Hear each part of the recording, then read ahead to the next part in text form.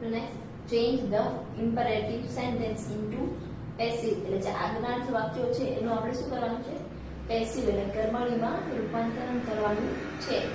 જો એક્ટિવમાં તમને શું આપ્યું હોય કે ગેટ આઉટ એટલે બહાર જાઓ, તો આ શું થયું, એક હુકમ થયો. જો કોઈ હુકમ વાળું હોય વાક્ય તો એનું પેસિવમાં કન્વર્ટ કરો ત્યારે શું લખવાનું, હુકમ માટે ઓર્ડર્ડ, હુકમ માટે કયું વર્બ યુઝ કરવાનું, તો કે ઓર્ડર્ડ. હવે અહીંયા તમને કોઈ સબ્જેક્ટ કરતા કયો નથી, પણ જે બોલનાર વ્યક્તિ હોય એ શું હોય, હંમેશા ફર્સ્ટ પર્સન, અને સાંભળનાર હંમેશા શું હોય, સેકન્ડ, એટલે કે બીજો પુરુષ હોય તો બીજા પુરુષ માટે શું આવે, સર્વનામ યુ. અને આજે તાત્કાલિક ત્યારે ત્યારે આપવાની સૂચના છે એટલે વર્તમાન કાળ આવશે તો યુ આર, અને હુકમ છે એટલે ઓર્ડર નું થી શું થઈ જશે, ઓર્ડર્ડ. હવે અહીંથી પાછું વાક્ય છે એ લખવાનું રહેશે આપણે. હવે ઓર્ડર્ડ એક વર્બ આવ્યું, એક વર્બ હોય એના પછી જો બીજું વર્બ લખો તો હંમેશા કયા ફોર્મમાં હોય, ટુ ના ફોર્મમાં. એટલે શું આવશે, ટુ ગેટ આઉટ. સેકન્ડ છે કમ હિયર પ્લીઝ, એટલે મહેરબાની કરીને અહીં આવો. તો અહીંયા શું છે, વિનંતી છે વાક્યમાં. જો વિનંતી હોય વાક્યની અંદર તો શું આવશે, વર્બ રિક્વેસ્ટેડ. જો વિનંતી હોય તો શું લખવાનું, રિક્વેસ્ટેડ. સેકન્ડ પર્સન ને આપણે કહીએ એટલે શું આવશે, અહીંયા યુ આર, અને વિનંતી છે એટલે શું આવશે, રિક્વેસ્ટેડ. હવે અહીંયા કમ આવે છે વર્બ, તો એક વર્બ પછી બીજું વર્બ એટલે ટુ ના ફોર્મમાં આવશે કે ટુ કમ હિયર. થર્ડ છે ટેક એક્સરસાઇઝ, એટલે કસરત કરવી જોઈએ. તો અહીંયા તમે સલાહ આપે છે, જો સલાહ હોય તો વર્બ કયું લેશો, એડવાઇસ. સલાહ હોય તો શું લેવાનું, એડવાઇસ. તો ફર્સ્ટ અહીંયા સબ્જેક્ટ કયો લેશો તમે, યુ આર. તમને સલાહ આપવામાં આવી છે શેની, ટુ ટેક એક્સરસાઇઝ, કસરત લેવાની. નેક્સ્ટ છે ડોન્ટ શાઉટ, બૂમો પાડશો નહીં. અહીંયા ડોન્ટ, ડુ નોટ નકાર છે અને આદેશ પણ છે. નકાર આદેશ હોય ત્યારે શું આવશે, આસ્ક્ડ અને નોટ. તો વાક્ય શું બને, યુ આર, નકાર આદેશ છે એટલે શું મૂકશો, આસ્ક્ડ નોટ, અને શાઉટ લખવા માટે શું યુઝ કરશો, to shout. Next exercise turn imperative into passive, એટલે જે આજ્ઞાર્થ વાક્ય છે એનું કર્મણીમાં રૂપાંતરણ. ટેક ધીસ બેગ પ્લીઝ, એટલે મહેરબાની કરીને આ બેગ લો. હવે અહીંયા તમને મહેરબાની કરીને વિનંતી કરે છે. જો વિનંતી હોય તો શું આવે, રિક્વેસ્ટેડ. તો યુ આર રિક્વેસ્ટેડ. શેના માટે રિક્વેસ્ટ કરી છે, તો કે ટેક બેગ લેવા માટે. તો અહીંયા ટેક વર્બ છે તો કેવું આવશે, to take this bag. Second છે ડોન્ટ કટ ટ્રીઝ, વૃક્ષો કાપશો નહીં. તમને નહીં કરવા માટે કે છે, આદેશ આપે છે પણ કેવો છે, નકાર. જો નકાર આદેશ હોય તો શું લખવાનું, asked not. You are asked not. જે વર્બ કયું છે, કટ, પણ કટ નહીં, તમે અહીંયા શું લખશો, to cut the trees. Third છે ઇન્ફોર્મ ધ પોલીસ, પોલીસને જાણ કરો. તો અહીંયા તમને આ સલાહ આપે છે કોઈ કે પોલીસને જાણ કરવાની.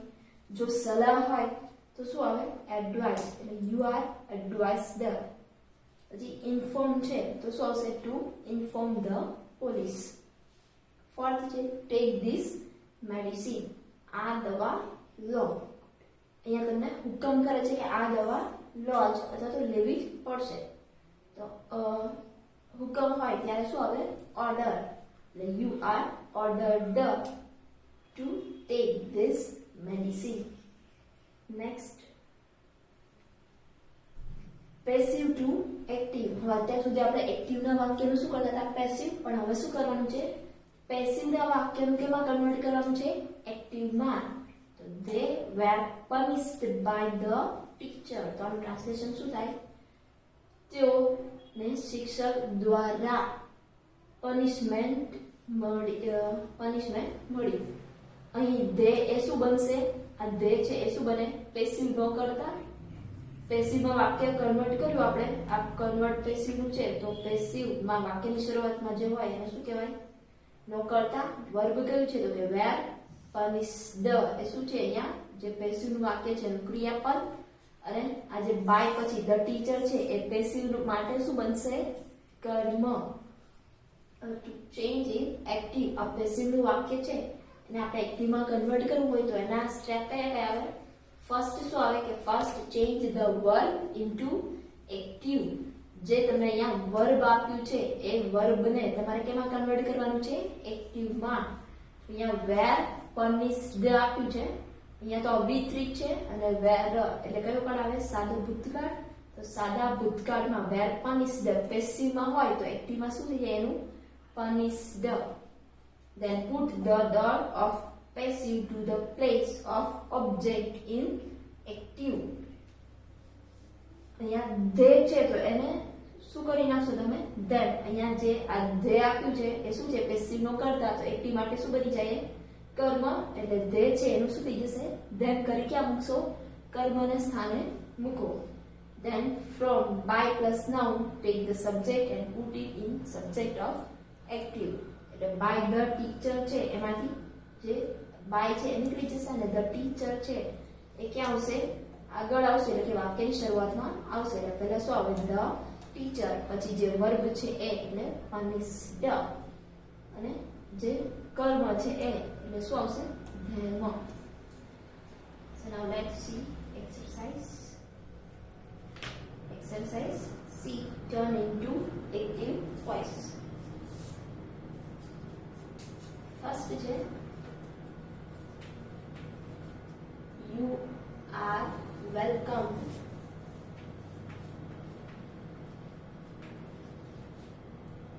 by them. આ વાક્ય છે એનું છે પેસિવ નું. પેસિવ છે એનું આપણે શું કરવાનું છે? એક્ટિવ. હવે એક્ટિવ માં કન્વર્ટ કરો તો એક્ટિવ માં પહેલા અહીંયા શું આવે? કરતા. તો આમાં કરતા ક્યાં હોય? બાય પછી હોય.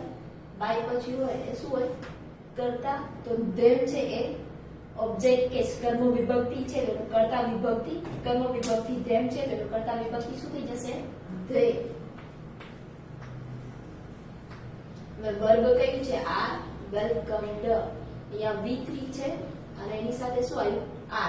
are કયા કેમ આવે? સાદા વર્તમાન કાળમાં સિમ્પલ પ્રેઝન્ટ ટેન્સ. તો એનું ફોર્મેશન શું આવે?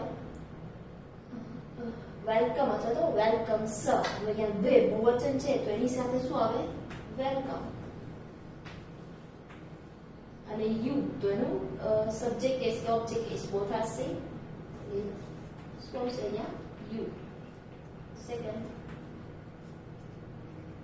a coin is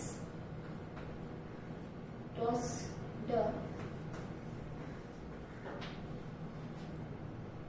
by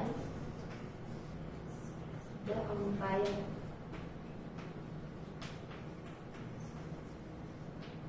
એ સિક્કો છે એ અમ્પાયર દ્વારા ઉછળાય છે. હવે પેસિવ છે એનો એક્ટિવ માં કન્વર્ટ કરવો તો એક્ટિવ માં પહેલા શું આવે? સબ્જેક્ટ. એક્ટિવ નો સબ્જેક્ટ એ પેસિવ માં ક્યાં હોય? બાય પછી હોય.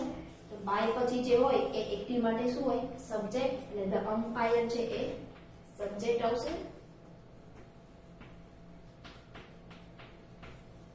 હવે વર્બ કેવું છે?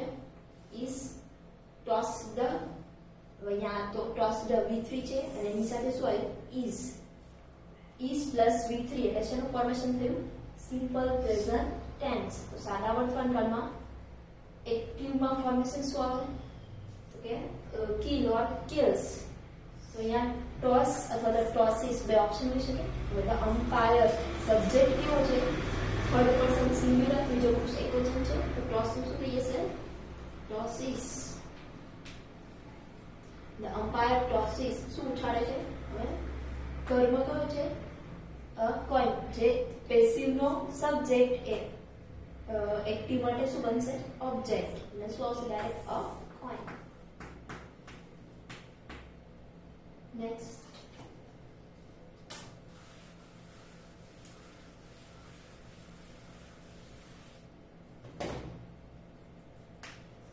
they were treated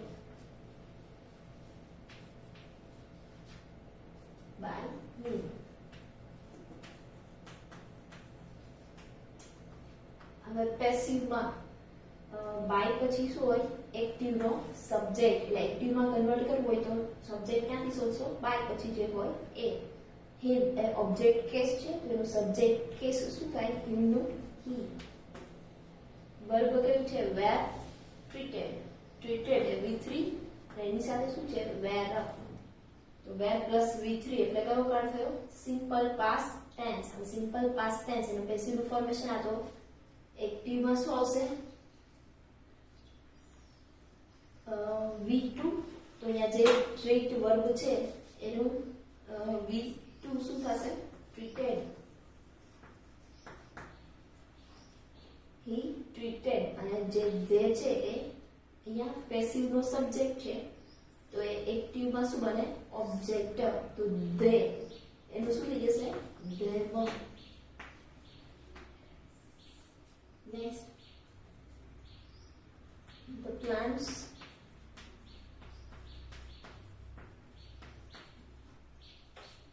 have been